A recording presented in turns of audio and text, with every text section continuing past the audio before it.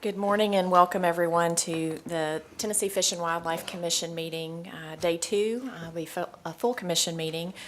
Really appreciate everyone gathering today, and with that I will go ahead and ask Ms. Danette to call us to order. Take your time.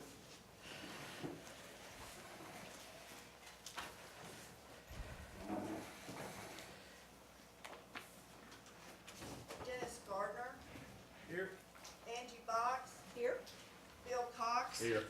Connie King. Here. Chad Baker. Here. James Stroud. Here. Bill Swan. Kent Woods. Here. Ron McLaren. Here. Tony Sanders. Here. Kurt Holbert. Here. Jeff Cook. Here.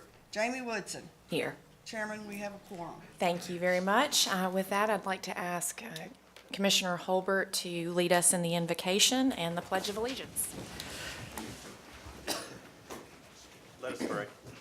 Dear Heavenly Father, we thank you so much, Lord, for all the blessings you've bestowed upon us. God, what an honor it is to stand up here and try to manage something that you've so magnificently created. Lord, I just pray that you'd be with each one that's up here on this stand today, Lord, that we would do what would uplift and honor you. Lord, we pray for the men and women of this agency, God, that you would watch over and protect them. Lord, we pray for our friends in Texas this morning, God, that are suffering so much. God, we just pray that you would help them, God, and be with all the ones that are helping in the search and rescue. Lord, we just pray that you bless them. Be with our men and women that are serving on foreign soil this morning. Just watch over them. In Jesus' name, amen. Amen. Pledge allegiance to the flag of the United States of America and to the republic for which it stands, one nation, under God, indivisible, with liberty and justice for all.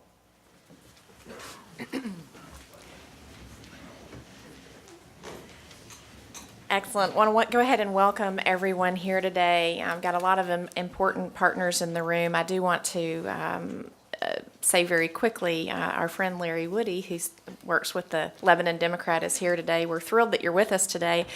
While he's a retired sports editor from the Tennessean, he covers really beautifully a lot of the work that this agency is engaged in, but really sporting activities all over the state, and I really appreciate your leadership. I did not realize, Larry, that you were recently inducted into the Tennessee Journalism Hall of Fame. That's really cool, so congratulations. Thank you, Jamie. You read that just like I wrote it. You have a lot of friends in this room. Yeah, I know you didn't write this.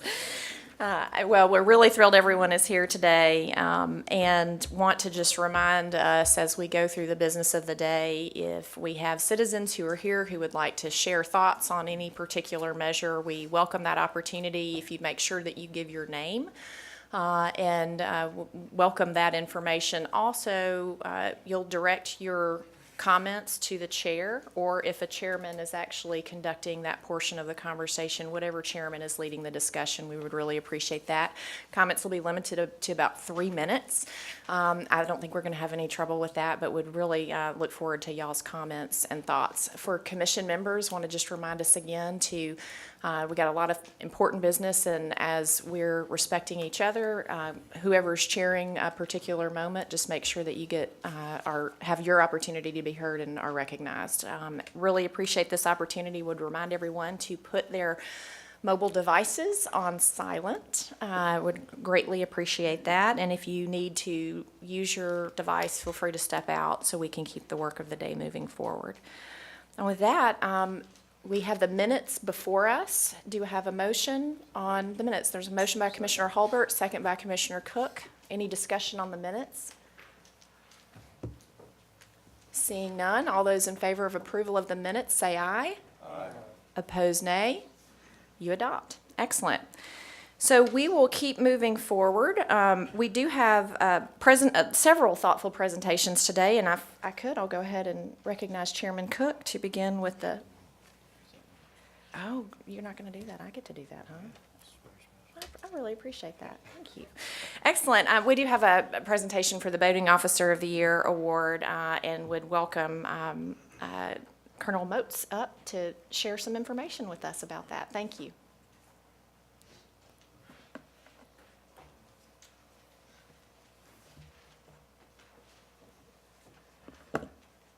Thank you, Chairman. We are here to recognize Wildlife Officer Josh Landrum today. Every year we recognize officers that have performed outstanding work in our boating program. And today we want to recognize Josh Landrum for his work in 2016. But before I do that, I'd also like to recognize his supervision. We have Major Mitchell Bailey here, Captain Dale Grandstaff, he's not with us, and Lieutenant Jim Hooper. I'd like to just give some highlights of what Josh did in 2016. Also, I'd like to say I've actually got 2 awards for Josh today, so I'll start with the Officer of the Year award. The selection for this is Josh Landrum. He's assigned to work Law Enforcement District 21. It's a 12-county district in Middle Tennessee that contains 5 major reservoirs. Officer Landrum excelled in the area of law enforcement. He inspected 766 recreational vessels for compliance, issued 89 court citations for violations, 43 warning citations, and administered field sobriety tests to 39 boat operators. And of those, he removed 19 impaired operators from the water last year. Additionally, Josh prosecuted 7 boating-related drug cases, 1 boating-related public intoxication, and 1 boating-related underage consumption of alcohol.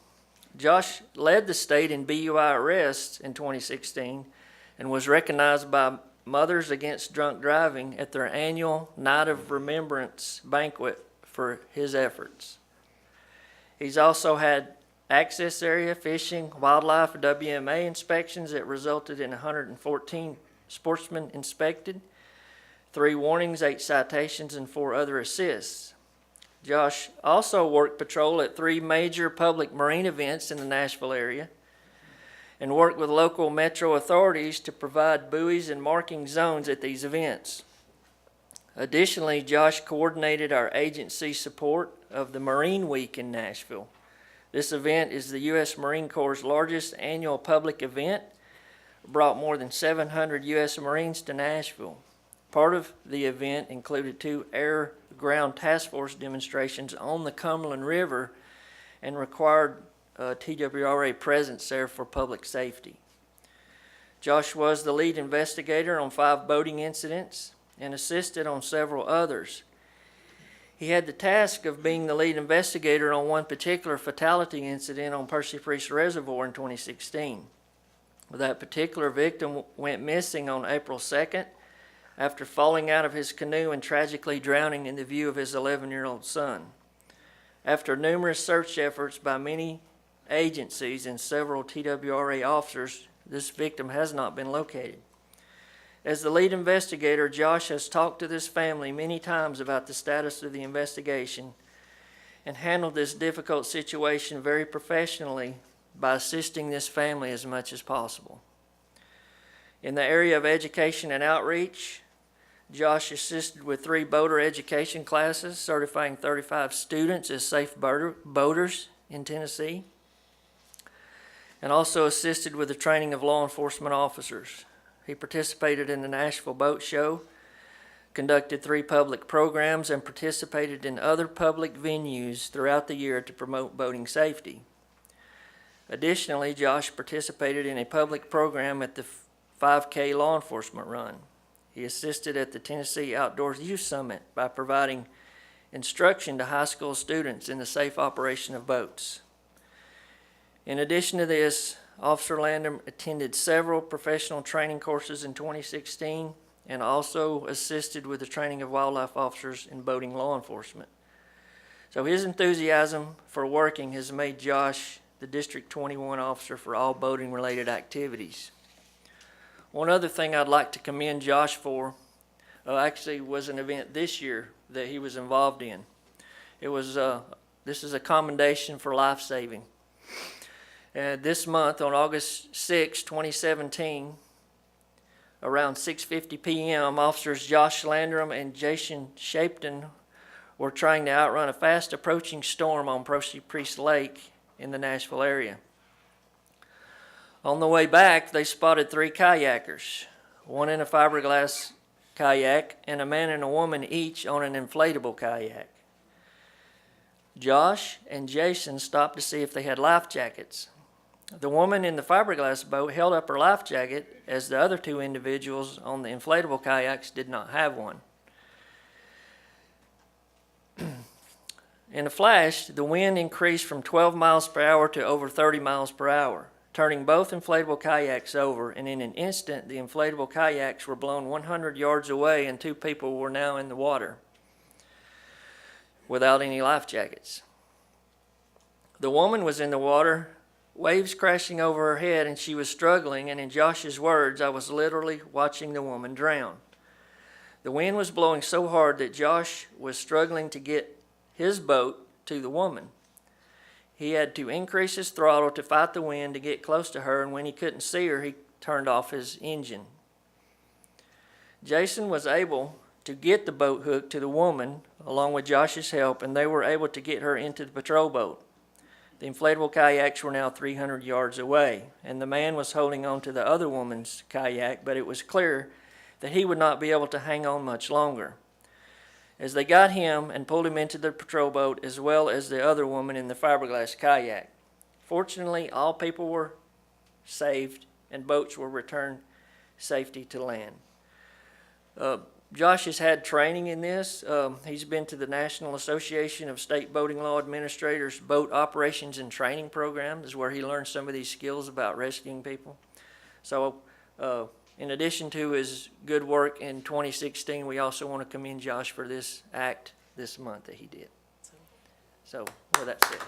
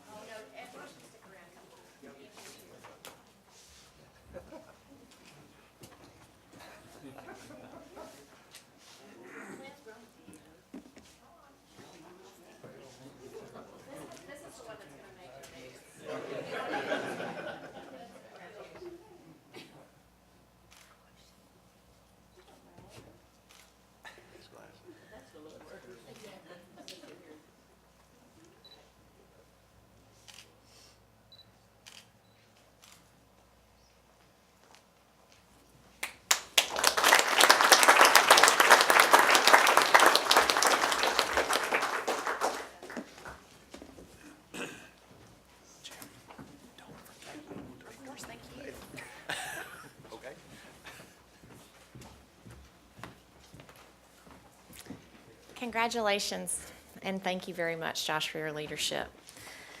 With that, we'll move into reports from the Wildlife Management Committee, as well as some exciting news with our drawing winners. Chairman Cook. Thank you, Madam Chairman. I'd like to recognize John Mike, Region 4 Wildlife Manager, who will tell us who 4 more lucky people than last year will be receiving the 2017 elk permits. But except there's one missing because apparently Commissioner Holbert has taken one of those. He just told me so. Sorry about that. Sorry, we're down one. Yeah, right. Mr. Chairman, if you don't mind, I'd like to make just a comment or two before John Mike comes up. But Please. Anyway, first of all, we're trying something very different today, so I want to welcome everybody to Facebook Live, something we have not tried before, and hope that it works out well for us. It's one of our continuing efforts to try to make sure that we communicate with the public and with our sports people all over the state. This is one way we think we can do it, and not only stay in the state, but you know how Facebook is, we can go live throughout the United States and really throughout the nation. So in any case, we're really excited to try this and hope things work out well. In 2000, we were all excited about the fact that we were going to have an elk herd in Tennessee, and when the trucks rolled in and the elk were released, the excitement really, really grew. That was re-energized again in 2009 when we had the first drawing and the first elk hunt after the herd grew to the point that we felt like we could sustain a hunt on an annual basis. There was always a great air of excitement when we would wait to see who was going to be the winners of those elk permits and the drawings that would come, and we're still at that point. So we've made an annual event of trying to every year to announce that at the commission meeting at the appropriate one when we knew who the drawing was going to be and who those persons were. And we're trying a little bit different this year, but we only have elk in one part of the state up in Region 4 on our North Cumberland Wildlife Management Area. And John Mike is the program manager for the wildlife programs in Region 4. So with that, Mr. Chairman, I'll introduce John Mike and let him go forward with the drawings. Thank you, Director Carter.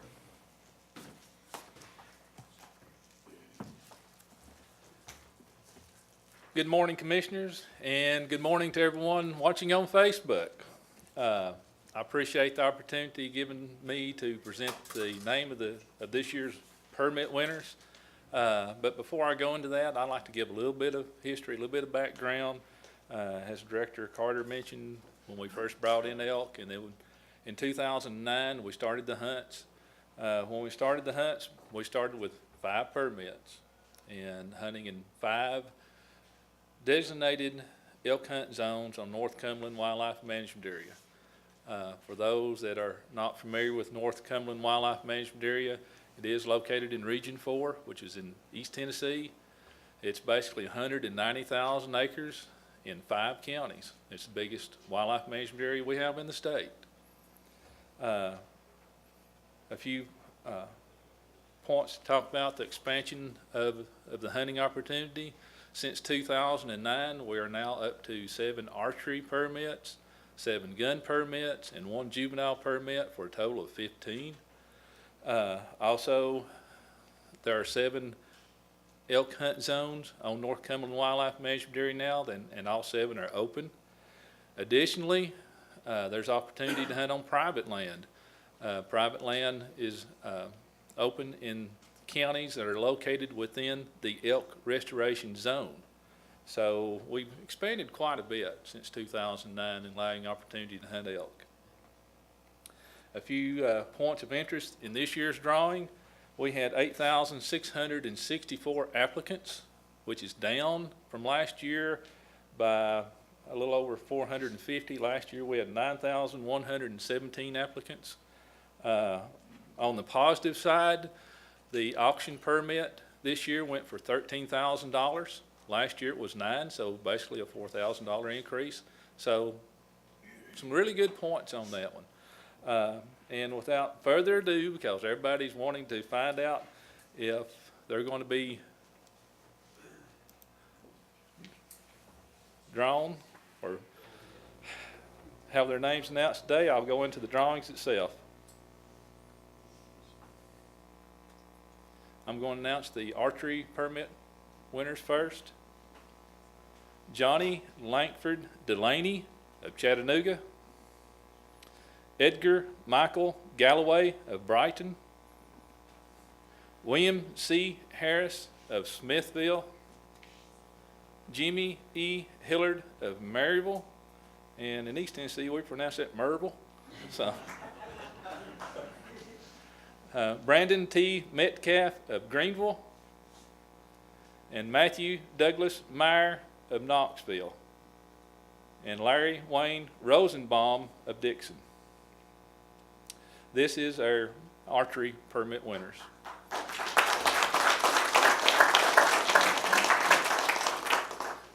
The next group I'll announce is our gun permit winners. James L. Blackwell of Chattanooga. Douglas C. Gouger of Jasper. Kimberly Ann Mayfield of Etowah. Gary W. Owenby of Clinton. Floyd Eugene Roach of Knoxville. Darbus Gary White of Greenville. And our auction winner this year is Tim Fisk of Alabama. These are our gun winners.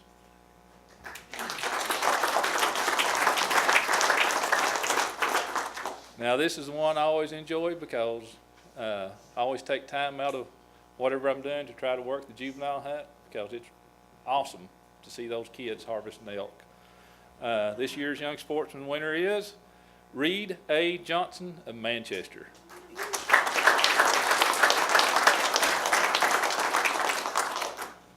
This concludes this year's announcements of the winners. I would like to say thank you to everyone that applied and that participated in the drawing. Don't be discouraged if you wasn't drawn. If you weren't successful this year, you never know. Your name may be called in 2018. And with that, thank y'all. John, is a great presentation. Thank you very much. And Commissioner Baker, no. Go ahead. Well, it was a great presentation. It was a really great way to do that. And congratulations to all the lucky folks. Thank you. Can I ask a question? Hi, John. How many total applied for the elk hunts? This year, 8,664. Thanks. I didn't get that breakdown. I'm sorry. I can get it. Thanks, John. John, you ready to go into proclamations? Y'all are gonna get tired of seeing me. No. Oh.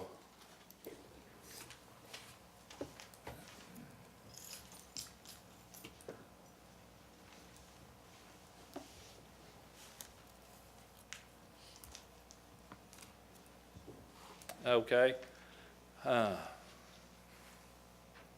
IT guys showed me some tricks, and had you scared, didn't I? I'm here to proclaim Proclamation 1709, which is an amendment to Proclamation 0802. Proclamation 0802 is the proclamation proclaiming North Cumberland Wildlife Management Area and its designated management units. 1709 is basically adding the High Cliff unit, which is 5,119.84 acres in the northeast section of Campbell County to North Cumberland WMA, and it will be designated as the High Cliff unit.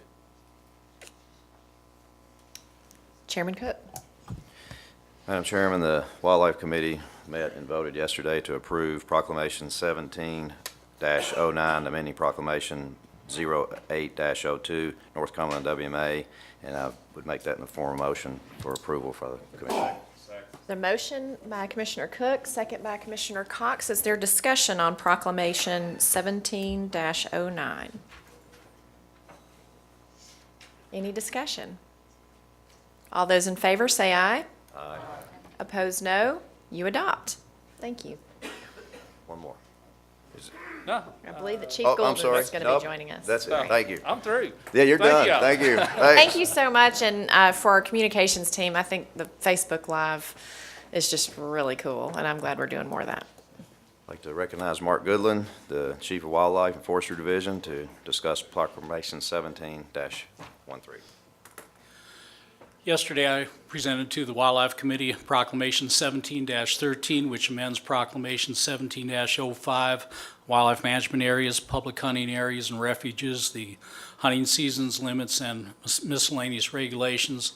The change recommended is a minor date change, which corrects the date to ensure that the bear season on the North Cherokee Wildlife Management Area is the same as last year. If unaddressed, it would cut the season short by 5 days, which was not our intention.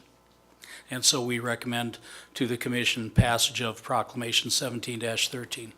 Thank you, Mark. Madam Chairman, the Wildlife Committee met yesterday and voted to approve Proclamation 17-13, amending Proclamation 17-05 for WMA's, PSAs, refuges, hunting, seasons, limits, and miscellaneous regulations. I'm going to make that in the form of a motion for approval by the Commission. Excellent. Motion by Chairman Cook. Is there a second? Second by Commissioner Holbert. Any discussion? Okay, hearing none. All those in favor say aye. Aye. Opposed, no. You adopt. Excellent. Thank you very much. And thank you, Chairman Cook. Madam Chairman, just one more issue. Perfect. And Director Carter, I'd like to ask if for next month, if we could just have a presentation on where we are with the public education piece on CWD as we're heading into the deer season here. I know we've talked, and I'm sure it's underway, but I'd like to kind of know where we are currently and what are the plans moving forward for the rest of the season to educate folks on this definite problem. One more state, even Pennsylvania, has become positive this last month, and so all the more reason to get the word out. Be glad to do that. It's a growing problem. We certainly want the public to help us in the effort to combat that coming into Tennessee. Outstanding. Thank you. And we'll help remember to make sure that's on the agenda for next month. Excellent. Thank you, Director Carter and Madam Chairman. That's the end of the Wildlife Committee. Perfect. Excellent. We'll move into the work of the Fisheries Management Committee. Would recognize Chairman King. Madam Chairman, I'd like to recognize Chief Frank Fiss, Chief of Fisheries. Thank you, Madam Chairman. I'd like to introduce one of TWRA's staff, David Roddy. He was going to give the next presentation. David was a hatchery manager at Springfield Hatchery for 23 years, and he brought that expertise and dedication to fish production to the central office, where he is now the hatchery coordinator, works across the state. He also works on the ANS, or Aquatic Nuisance Species Program. But David has done some great things with hatcheries to enhance production, and the presentation he's going to give today is an example of the kinds of things that he works with our hatcheries, and the guys at the hatcheries do a fantastic job of implementing all kinds of new productive things. So, David, let's see what our latest is. I was going to help you with this too. I think you're here. I'll let you go from there. Yep. Thank you, Frank. Thank you, Commissioner King. It's a pleasure to give an overview of our new spawning facility. I'm going to give just a brief history of our Florida bass stocking program for our new commissioners. We have been stocking Chickamauga reservoirs since 2000. In the 1990s, there was a decline in the bass fishery, and the powers to be pretty much wanted to fix that. So they came up with the Florida bass stocking program. And this is the results of that stocking. This is our new state record. This is what we call an F1, and it's the offspring of a pure Florida bass and a pure northern bass. And this has really caused a stir at Chickamauga. I believe it's the number 6 bass fishery in the southeast now. It was perfect habitat to do this. The habitat was present, and also it was like the most southern reservoir to start this stocking. So with this excitement and success of Chickamauga, in 2015 there was additional water bodies added, and you can see them there: Fort Loudon, Watts Bar, Nickajack, Kentucky Reservoir. Those are all on the Tennessee River system. And then we chose Herb Parsons in Memphis, and we are still stocking Chickamauga Reservoir.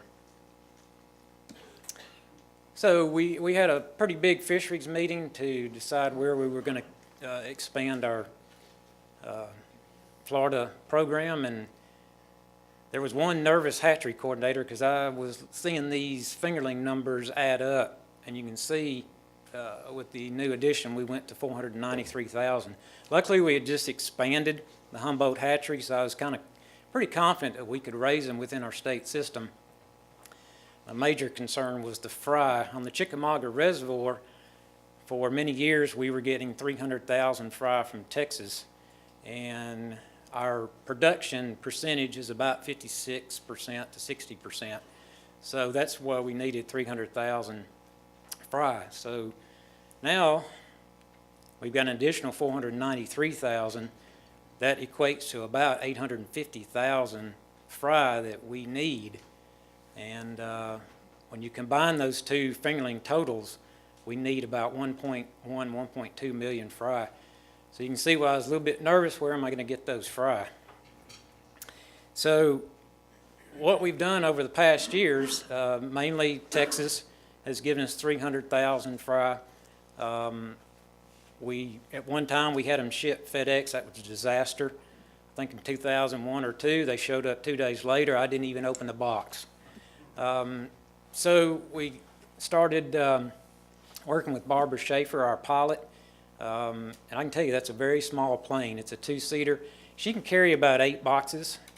And with this new addition of fry, we were going to have to send her 3 or 4 times to Texas to get these fry. But it worked out that Florida was able to give us 150,000 fry. We were still getting the 300 from Texas. And by chance, in our state, Southern Division, Louisiana, I contacted Louisiana, and they were gracious to give us 700,000 fry. Here's the problem. Like I said, we'd have to send her 3 different times to get these fry. And it's advantageous to get her to fly them because they're on the plane for about 5 hours. They're not boxed very long. But in the last 3 years, I've needed her to fly 5 times. She's done it once. And that's because of weather patterns. She needs 2 good clear days to fly. And with this additional fry need, she needs to fly an entire week. And it's just impossible now with the weather patterns. So what we had to do the last couple of years, we mobilized our pickups. We actually went to Louisiana. We've gone to Texas as well this year.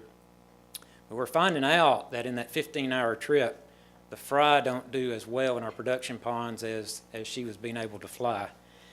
So that is the main reason that we needed our own facility. In 2015, I went to then Chief Wilson and said that it's a gamble to get these fry.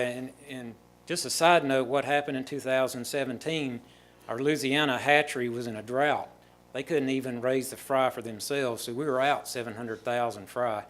Luckily, I knew a hatchery manager in another Texas hatchery and was able to get those. So I'm seeing the writing on the wall that we may not be able to get these fry every year. So we asked for a budget expansion. I call that grab and go money because as soon as it hits the budget, you can spend it. I had that money spent in 9 months on the facility. We actually had the facility built in a little over a year.